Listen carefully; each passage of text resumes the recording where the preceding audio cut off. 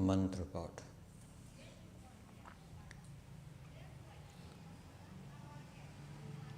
ओम सहनाववतु सहनौ भुनक्तु सह वीर्यं करवावहै तेजस्विनावधीतमस्तु मा विद्विषावहै।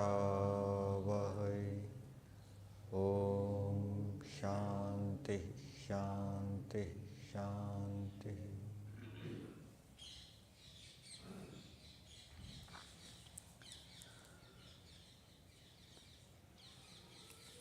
जो मनुष्य उन्नति करना चाहता है उसको मानव जीवन का चरम लक्ष्य क्या है उसको जानना चाहिए और उस लक्ष्य की प्राप्ति के साधन क्या है, बाधक क्या है, उनको भी जानना चाहिए। ये मनुष्य जीवन ईश्वर की प्राप्ति के लिए मिला है, अर्थात जन्म मरण के चक्कर से छूटकर मोक्ष को प्राप्त करना, सांसारिक दुखों से पृथक हो जाना और मोक्ष अवस्था में ईश्वर के आनंद में रहना। संसार के अंदर रहते हुए हमारी सभी कामनाएं पूरी नहीं हो सकती। जब तक हमारे साथ शरीर है हम सुख दुख से पृथक नहीं हो सकते। मोक्ष में जीवात्मा शरीरों से पृथक हो जाता है, वहाँ पर उसको किसी भी प्रकार के दुख कष्ट क्लेश की प्राप्ति नहीं होती। वो हमारा लक्ष्य है। तो जो जीवन के अंदर उन्नति प्रगति करना चाहता है उसको इस लक्ष्य को हमेशा अपने मन मस्तिष्क में बैठाए रखना चाहिए और उस लक्ष्य की प्राप्ति के लिए मनुष्य को अपने गुण कर्म स्वभाव ईश्वर जैसे बनाने होते हैं। जैसा ईश्वर है वैसा उसको बनना होता है। ईश्वर पुरुषार्थी है, मनुष्य को भी पुरुषार्थी बनना होगा। ईश्वर न्यायकारी है, मनुष्य को भी न्यायकारी बनना होगा। ईश्वर राग द्वेष घृणा क्रोध आदि से रहित है, मनुष्य को भी इन दोषों से पृथक होना होगा। ईश्वर धार्मिक है, सदा धर्म का आचरण करते हैं, मनुष्य को भी धार्मिक बनना पड़ेगा। ईश्वर परोपकारी है, दूसरों के दुखों को दूर करता है। भौतिक पदार्थों के माध्यम से, विद्याओं के माध्यम से मनुष्य को भी वैसा परोपकारी स्वभाव बनाना पड़ेगा।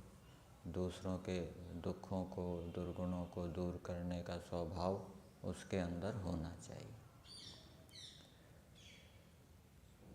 दूसरी बात, जो मनुष्य उन्नति करना चाहता है, प्रगति करना चाहता है, उसको योगाभ्यास का आश्रय लेना चाहिए।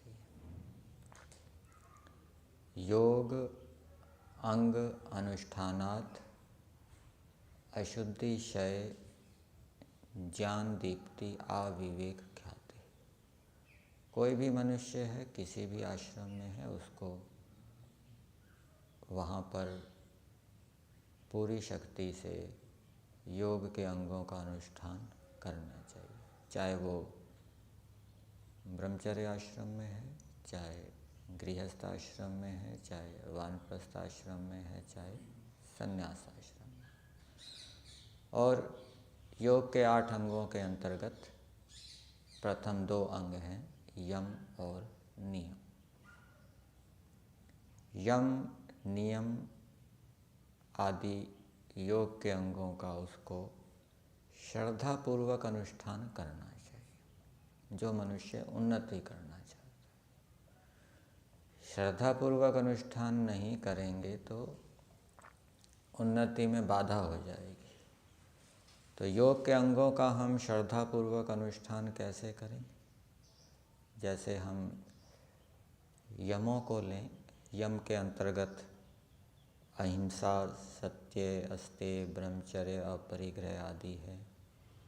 तो इनका पालन करते हुए हमारे दिमाग में ये बात रहनी चाहिए कि जितना जितना हम इनका अनुष्ठान करेंगे उतने उतने हम ईश्वर के नज़दीक होंगे, उतने उतने हमारे गुण कर्म ईश्वर जैसे होंगे और उससे हमारा उतना उतना ज्ञान भी बढ़ेगा, विवेक भी बढ़ेगा। इसके अतिरिक्त अहिंसा, सत्य, अस्तेय, ब्रह्मचर्य, अपरिग्रह के अलग अलग फल भी योग दर्शन के अंदर बताए गए हैं। तो उन फलों को याद करने से, दोहराने से, विचार करने से भी इन यमों के ऊपर श्रद्धा उत्पन्न होती है। इसी प्रकार से नियम हैं, आसन हैं, प्राणायाम हैं, इनके फल भी बताए गए हैं। जब हम इनके फलों को याद रखते हैं, उनको विचार करते रहते हैं, तो हम योग के अंगों का श्रद्धापूर्वक अनुष्ठान करने के योग्य होते हैं। तो जो मानव उन्नति करना चाहता है उसको आवश्यक है कि वो योग के 8 अंगों का श्रद्धापूर्वक अनुष्ठान करें।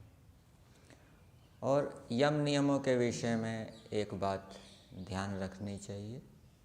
एक श्लोक आता है मनुस्मृति का, यमान सेवेत सततम न नियमान केवलान बुधः यमान पतति अकुर्वाणो केवलान नियमान भजन।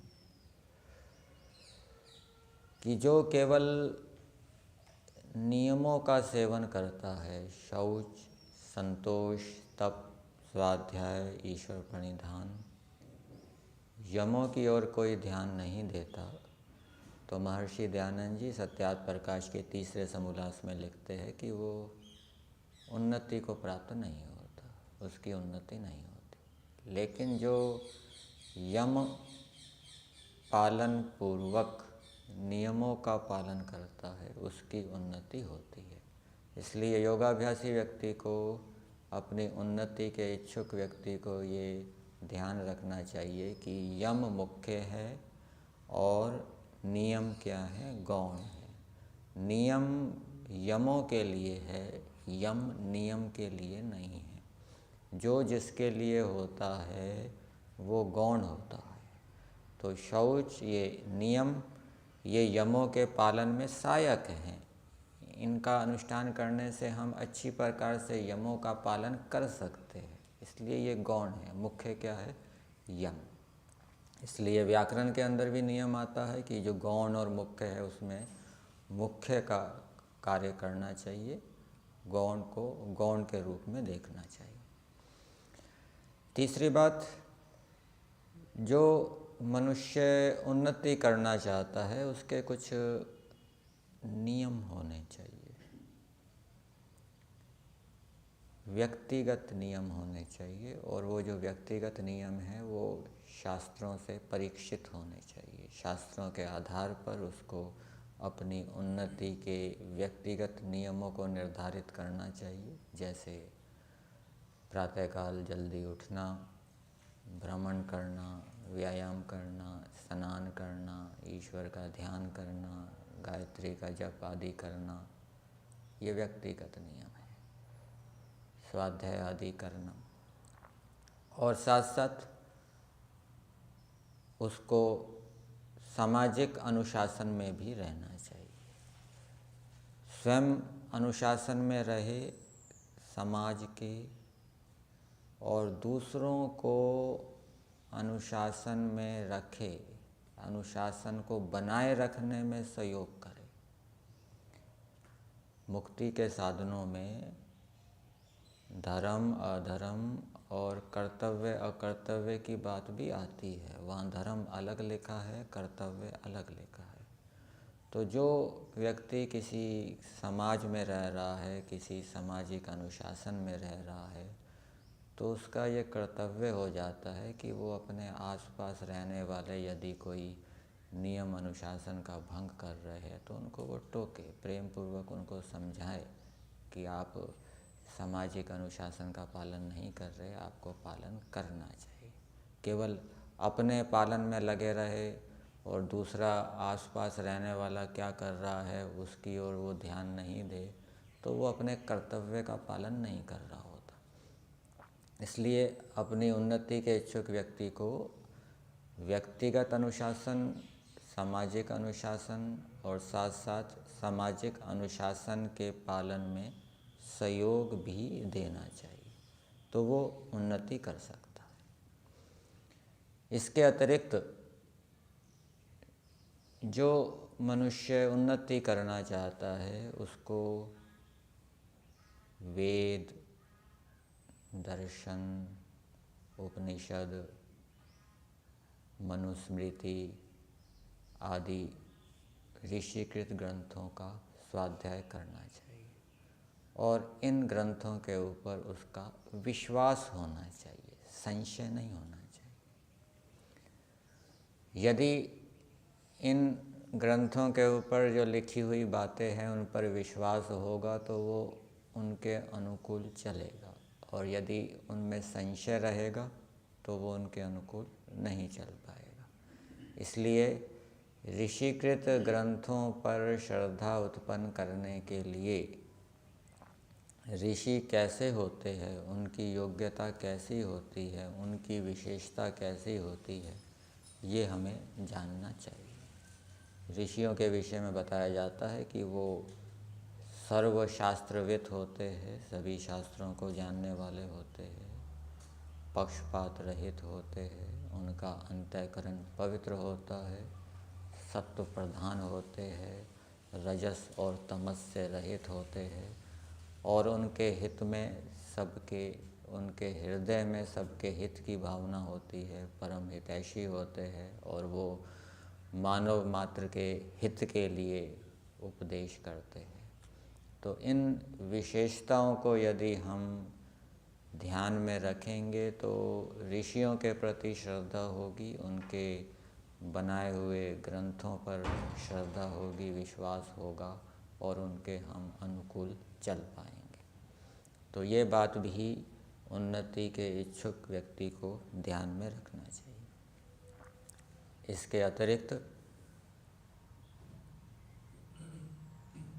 शास्त्रों को पढ़ने के बाद, विद्वानों का संग करने के बाद बहुत सी अच्छी बातें सुनने में, पढ़ने में आती है और फिर व्यवहार में उसको बहुत सावधान रहना चाहिए कि कोई भी किसी भी प्रकार की त्रुटि ना हो जाए, गलती ना हो जाए। जो उन्नति करना चाहता है अपनी ओर से उसको पूरा जोर लगाना चाहिए कि जो जो उसने अच्छी बातें सुनी है, पढ़ी है, वो पूरा का पूरा उसको व्यवहार में लाने का प्रयास करे, कोई त्रुटि ना हो जाए, बहुत सावधान होकर चलना चाहिए। और यदि कोई त्रुटि हो जाती है तो दंड लेना चाहिए, प्रायश्चित करना चाहिए, आगे से वो दोष ना हो उसके लिए संकल्प लेना चाहिए। यदि इस प्रकार से किया जाएगा तो उन्नति होगी।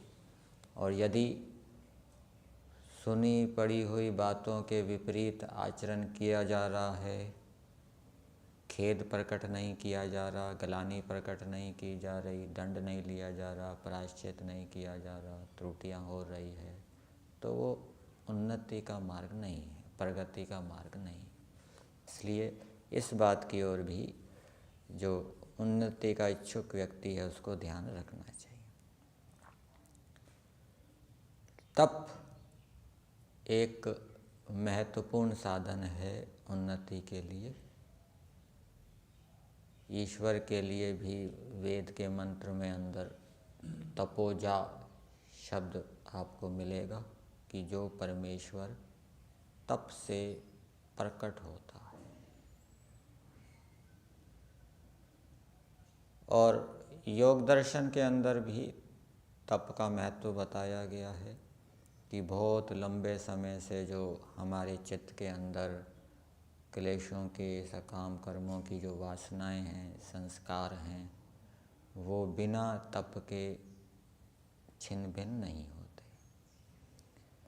तो जो उन्नति करना चाहता है उसको स्वयं कष्ट उठाकर अच्छे कार्यों को करना चाहिए। स्वयं कष्ट उठाकर दूसरों के दुखों को दूर करने का प्रयास करना चाहिए। स्वयं कष्ट उठाकर दूसरों को सुख देने का प्रयास करना चाहिए। तो जो अपना स्वभाव इस प्रकार का बनाता है, तपस्वी स्वभाव बनाता है, अपनी सुख सुविधाओं को छोड़कर दूसरों को सुख देने का प्रयास करता है, दूसरों के दुख दूर करने का प्रयास करता है, तो उसके ऊपर ईश्वर की कृपा होती है। इसके विपरीत जो अपने स्वार्थ को देखता रहता है, अपनी सुख सुविधाओं को देखता रहता है, दूसरे के दुख को देखकर, कष्ट को देखकर उसके मन में उसके दुख या कष्ट को दूर करने की भावना उत्पन्न नहीं होती, ऐसा व्यक्ति, ऐसे स्वभाव वाला व्यक्ति उन्नति प्रगति नहीं कर सकता। तो इस स्वभाव को भी बनाना चाहिए जो मानव जीवन प्राप्त करके इस जीवन को उन्नत बनाना चाहता है, अपने जीवन में उन्नति प्रगति करना चाहता है। हम अनेक भौतिक वस्तुओं का प्रयोग जीवन यापन के लिए करते हैं। तो वहाँ पर भौतिक वस्तुओं का प्रयोग करते समय ये बात ध्यान में रहनी चाहिए कि हम सुख प्राप्ति के लिए उन भौतिक वस्तुओं का उपयोग ना करें। केवल आवश्यकता की पूर्ति के लिए भौतिक वस्तुओं का उपयोग करना चाहिए। चाहे भोजन है, भवन है, वस्त्र हैं और भी अन्य आवश्यक साधन हैं। यदि हम सुख प्राप्ति के लिए उनका उपयोग करेंगे तो उससे हमारे गलत संस्कार पड़ेंगे, राग उत्पन्न होगा, राग उत्पन्न होगा तो द्वेष भी उत्पन्न होगा, फिर राग द्वेष से युक्त होकर व्यक्ति कर्मों को करेगा, रागज कर्म बनेंगे, द्वेषज कर्म बनेंगे और ये कर्म फिर बंधन का कारण बनेंगे। इसलिए बिना सुख लिए हुए मनुष्य को अपने साधनों का उपयोग करना चाहिए। सुख लिया और फंसे, संसार के बंधन में फंसे, तो उसका उपाय यह है कि वो ये संकल्प लेकर चले और साथ साथ में विद्या का उपयोग भी करे कि मुझे सांसारिक सुख साधनों का उपयोग करते समय उनमें सुख नहीं लेना, और विद्या का उपयोग इस रूप में करे कि इन भौतिक साधनों से पूर्ण सुख की प्राप्ति नहीं हो सकती, इनसे दुख भी मिलेगा, इनसे दुख की प्राप्ति भी होगी। जब ये विचार, ये ज्ञान दिमाग के अंदर रहेगा तो हम उस भौतिक साधन में सुख नहीं लेंगे। और जब ये विचार, ये अविद्या काम करती रहेगी कि ये तो भौतिक साधन हैं, ये तो हमें पूर्ण रूप से तृप्त कर देंगे, फिर किसी प्रकार की कोई आवश्यकता नहीं रहेगी, इनसे दुख का लेश मात्र भी नहीं होगा। जब ये अविद्या, उल्टा ज्ञान काम करेगा तो हम उन भौतिक साधनों से सुख लेंगे। इसलिए ये विचार, ये बात हमेशा दोहराते रहना चाहिए कि संसार के जितने भी साधन हैं वो हमें पूर्ण रूप से सुख नहीं दे सकते, उनसे हमें दुख भी मिलेगा। इस विचार के परिपक्व होने से हम फिर उन साधनों का केवल आवश्यकता के लिए ही उपयोग करेंगे, सुख नहीं लेंगे। और जब तक ये विचार दृढ़ नहीं होता तब तक संकल्प लेते रहना चाहिए कि हमें इन भौतिक साधनों में सुख नहीं लेना। और अंतिम बात, जो मानव जीवन को उन्नत करना चाहता है, भोजन के विषय में, भोजन का संबंध बहुत महत्वपूर्ण बताया गया है। ऋषियों ने लिखा है कि हमारा जो भोजन कैसा होना चाहिए, हितभुक, मितभुक और ऋतभुक। जिस भोजन को हम कर रहे हैं वो मेहनत ईमानदारी से कमाया गया होना चाहिए। यदि वो बेईमानी का भोजन होगा, अधिक मात्रा में खाया जाएगा, अहितकारी भोजन होगा, तो उससे हमारा शारीरिक स्वास्थ्य भी खराब होगा और विद्या भी न्यून होगी, ज्ञान भी न्यून होगा। और ज्ञान के न्यून होने से हमारी बुद्धि ठीक प्रकार से काम नहीं करेगी, गलत निर्णय लेगी। इसलिए जो उन्नति करना चाहता है वो अपने भोजन की ओर विशेष ध्यान दे, भोजन में वो संयम रखे। तो ये कुछ बातें आपके सामने रखी कि जो मनुष्य उन्नति करना चाहता है, संक्षेप रूप में, सार रूप में आपके सामने बताते हैं कि वो मानव जीवन के चरम लक्ष्य को ध्यान में रखे कि मनुष्य जीवन का चरम लक्ष्य है जन्म मरण के चक्कर से छूटकर मोक्ष को प्राप्त करना। और उसका साधन है कि वो अपने जीवन को ईश्वर जैसा बनाए। जैसे ईश्वर के गुण कर्म स्वभाव है वैसे गुण कर्म स्वभाव वो स्वयं धारण करे। योग के अंगों का श्रद्धापूर्वक पालन करे। श्रद्धापूर्वक पालन करने के लिए उनके लाभों के ऊपर विचार करता रहे। स्वयं अनुशासन में रहे और दूसरों को अनुशासन में चलाए, अनुशासन को बनाए रखने में सहयोग दे। ये उसके कर्तव्य के अंतर्गत आ जाता है। वेद, दर्शन, उपनिषद, मनुस्मृति और भी इतिहास संबंधी ऋषिकृत ग्रंथों का वो स्वाध्याय करे और इन ग्रंथों के ऊपर उसका विश्वास होना चाहिए, संशय नहीं होना चाहिए। और उन्नति के इच्छुक व्यक्ति का ये स्वभाव होना चाहिए कि वो स्वयं कष्ट उठाकर दूसरों को सुख दे, दूसरों के दुख को दूर करने का प्रयास करे। भौतिक वस्तुओं का उपयोग वो सुख प्राप्ति के लिए ना करे, केवल आवश्यकता की पूर्ति के लिए करे। और भोजन आदि के ऊपर वो विशेष संयम रखे। धर्मशास्त्र और आयुर्वेद शास्त्र दोनों के नियमों के अनुकूल भोजन करें, हितभुक, मितभुक, ऋतभुक। तो इन बातों का पालन किया जाएगा तो मनुष्य उन्नति करेगा। इसके अतिरिक्त और भी बहुत सी बातें हैं, ये कुछ बातें आपके सामने रखी, यहीं तक रखते हैं। पुष्पेंद्र जी सो तो नहीं गए?